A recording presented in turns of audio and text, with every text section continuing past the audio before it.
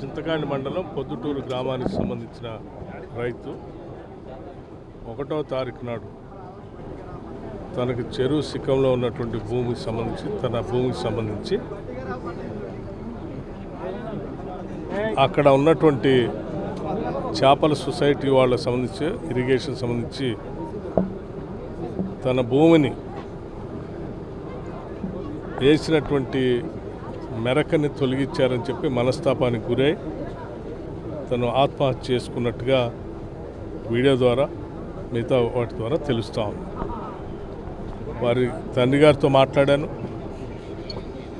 ఆయన శ్రీమతితో మాట్లాడాను, పిల్లలతో మాట్లాడాను. జరిగిన సంఘటన చాలా బాధాకరం. ప్రాణం చాలా విలువైంది.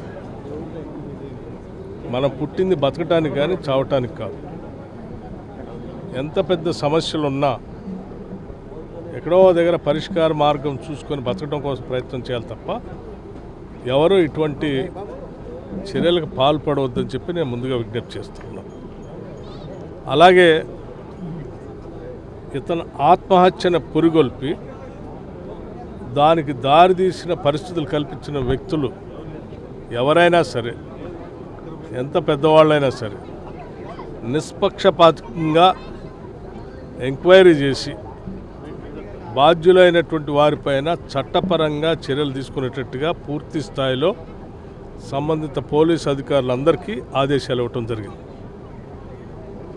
ఇక్కడ అందరూ మా వాళ్ళే, అందరూ నా వాళ్ళే. జరిగినటువంటి పొరపాటుకి ఎవరు కారణమైనా సరే ఎవరిని ఉపేక్షించేది లేదు, ఎవరిని వదిలిపెట్టేది లేదు.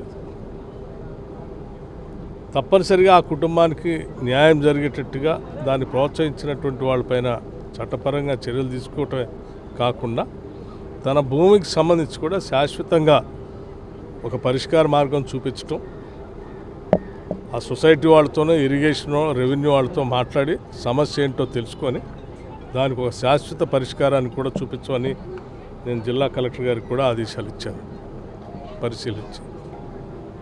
అట్లాగే పిల్లలు చదువుకోవటానికి కూడా వాళ్ళు చదువుతున్నటువంటి కళాశాలకు సంబంధించి చదువుటానికి కావాల్సినటువంటి సహాయ సహకారాలన్నీ కూడా ఏర్పాటు చేస్తానని చెప్పాను. నేను పిల్లలు బాగా చదువుకోవాలని నేను మనస్ఫూర్తిగా కోరుకుంటున్నాను.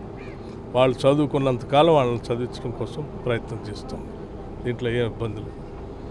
అట్లాగే ఇంకా ఇతరత్ర ఏదైనా సమస్యలు ఉంటే కూడా వారు నాకు పిటిషన్ రాసిచ్చారు. వాటన్నిటిని పరిశీలన చేసి ఆ కుటుంబానికి తగు న్యాయం చేస్తాను.